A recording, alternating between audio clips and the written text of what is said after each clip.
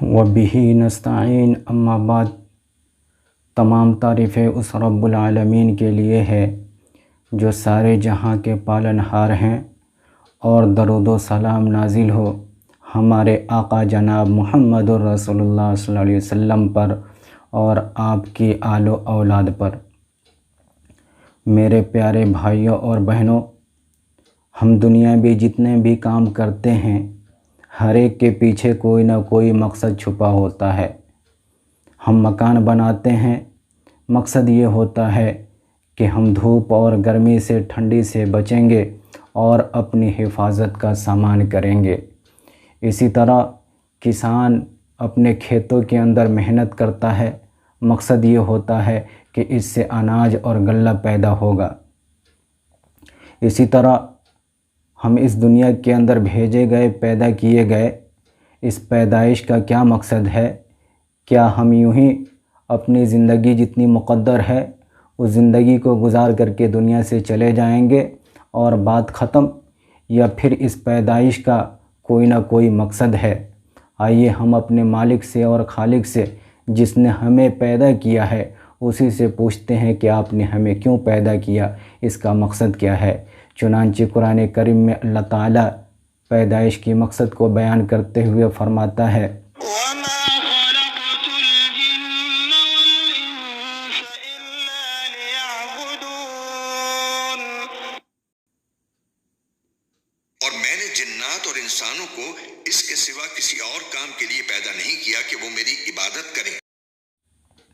اس آیت کے اندر اللہ تعالیٰ نے بتلا دیا کہ ہم نے انسان اور جنات کو صرف اپنی عبادت کے لیے پیدا کیا ہے۔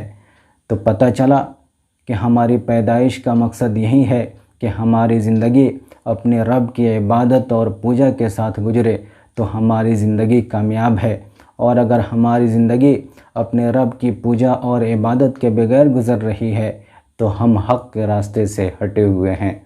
دوسری بات یہ ہے کہ کیا واقعی اللہ تعالیٰ کا وجود ہے یا نہیں ہے؟ اگر ہے تو ہم کیسے اپنے خالق اور مالک کو پہچان سکتے ہیں؟ چنانچہ ہم خود اللہ تعالیٰ سے، اپنے مالک سے سوال کرتے ہیں کہ آپ کو ہم کیسے پہچان سکتے ہیں؟ ہمارا رب اس کا جواب دیتے ہوئے قرآن کریم میں ارشاد ان کے لگاتار آنے جانے میں، ان کشتیوں میں جو لوگوں کے فائدے کا سامان لے کر سمندر میں تیرتی ہیں، اس پانی میں جو اللہ نے آسمان سے اتارا اور اس کے ذریعے زمین کو اس کے مردہ ہو جانے کے بعد زندگی بخشی اور اس میں ہر قسم کے جانور پھیلا دیے، اور ہواؤں کی گردش میں، اور ان بادلوں میں جو آسمان اور زمین کے درمیان تابع دار بن کر کام میں لگے ہوئے ہیں، ان لوگوں کے لیے نشانیاں ہی نشانیاں ہیں جو اپنی عقل سے کام لیتے ہیں۔ اس آیت کے اندر اللہ نے بتلا دیا کہ زمین و آسمان کی پیدائش میں، رات اور دن کے بدلنے میں، سمندروں، ہواؤں اور بادلوں کے پیدا ہونے میں، ان چیزوں میں غور و فکر کرو گے تو تم مجھے پہچان سکتے ہو۔ چنانچہ ہم آسمان کے تعلق سے غور و فکر کرتے ہیں تو ہمیں پتہ چلتا ہے کہ اتنا بڑا آسمان اور بغیر کسی سہارے کے ٹکا ہوا ہے۔ پتہ چلا کہ کوئی ایسی طاقت ہے کہ جس کے حکم سے ٹکا ہوا ہے۔ اگر کوئی طاقت نہیں ہوتی تو آسمان نیچے گر جاتا۔ اسی طاقت کو ہم اپنا خالق اور مالک مانتے ہیں۔ اسی طرح چاند اور سورج اپنے وقت پر نکلتے اور ڈوبتے ہیں اور ہمیں روشنی پہنچاتے ہیں۔ زمین کے تعلق سے ہم غور و فکر کرتے ہیں تو پتہ چلتا ہے کہ زمین سے مختلف قسم کی معدنیات ہماری ضرورت کے حساب سے پیدا ہو رہی ہے۔ اسی زمین سے غلہ اور اناج بھی پیدا ہو رہا ہے۔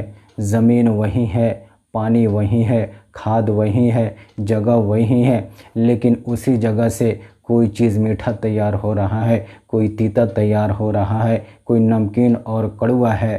الغرض ہمارے خواہش کے مطابق چیزیں پیدا ہو رہی ہیں۔ پتہ چلا کہ کوئی ایسی ذات ہے کہ جو ہماری ضرورتوں کے حساب سے کسی کو تیتا، کسی کو میٹھا، کسی کو نمکین اور کسی کو کڑوا بنا رہا ہے۔ وہی ہمارا خالق اور مالک ہے۔ میرے بھائیوں، ایک واقعہ مجھے یاد آیا۔ ایک مرتبہ امام اعظم رحمۃ اللہ علیہ کی ملاقات ایک دہریہ سے ہو گئی۔ دہریہ اسے کہتے ہیں جو خدا کو نہیں مانتا ہے اور اس کا عقیدہ یہ ہوتا ہے، آستھا یہ ہوتا ہے کہ دنیا کا نظام خود بخود چلتا ہے، اس کے پیچھے کوئی طاقت نہیں کہ جو اس کو چلا رہی ہو۔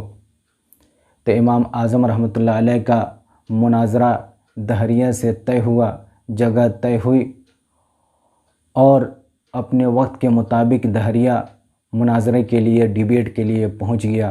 امام اعظم رحمۃ اللہ علیہ کچھ دیر سے پہنچے۔ دہریہ نے پوچھا کہ آپ نے آخر اتنی تاخیر کیوں کی؟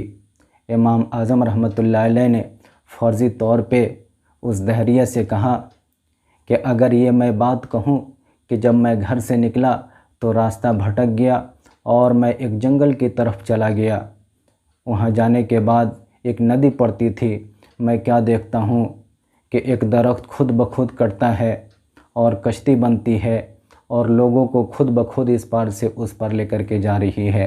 اگر میں یہ بات کہوں تو کیا تم مجھے سچ مانو گے؟ دہریہ نے ایک زوردار کہا لگایا اور کہا کہ یہ کیسے ہو سکتا ہے کہ درخت خود بخود کٹ جائے اور خود بخود کشتی بن جائے اور لوگوں کو خود بخود اس پار سے اس پار لے جائے؟ امام اعظم رحمۃ اللہ علیہ نے کہا کہ لو، میں مناظرہ جیت گیا اور تم ہار گئے، جس بات کے لیے ڈیبیٹ تھا وہ فیصلہ ہو چکا۔ دہریہ نے کہا وہ کیسے؟ تو امام اعظم رحمۃ اللہ علیہ نے کہا کہ تم تو اس بات کے قائل ہو کہ دنیا کا نظام خود بخود چل رہا ہے، اس کے پیچھے کوئی طاقت نہیں، کوئی اللہ نہیں۔ جب تم ایک چھوٹی سی چیز نہیں مان سکتے ہو کہ درخت خود بخود نہیں کٹ سکتی ہے، خود بخود کشتی نہیں بن سکتی ہے، خود بخود لوگوں کو پار نہیں کرا سکتی ہے، جب اتنی چھوٹی سی چیز نہیں مان سکتے ہو تو بھلا تم نے کیسے مان لیا کہ یہ پوری دنیا کا نظام، کہ سورج کا نکلنا اور ڈوبنا، رات اور دن کا آنا اور جانا، بارش کا ہونا، زمین سے غلہ اور پیداوار اور معدنیات کا پیدا ہونا اور رات اور دن کا آنا، یہ ساری چیزیں خود بخود کیسے ہو سکتی ہیں؟ جب تم ایک چھوٹی سی چیز کو نہیں مان سکتے تو اس پوری دنیا کے نظام کے چلنے کو کیسے مان لیا؟ اس دہریہ کو بات سمجھ میں آئی اور وہ خدا کا قائل ہو گیا اور ایمان لے آیا۔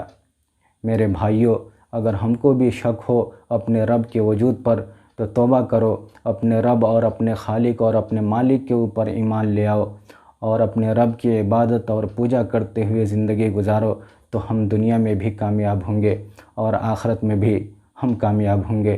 اللہ تعالیٰ سے دعا ہے کہ اللہ تعالیٰ ہمیں بھی اور آپ کو بھی اپنے رب کو پہچان کر کے اس کی عبادت کرتے ہوئے اپنی زندگی گزارنے والا بنا دے۔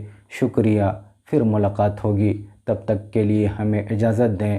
السلام علیکم ورحمۃ اللہ وبرکاتہ۔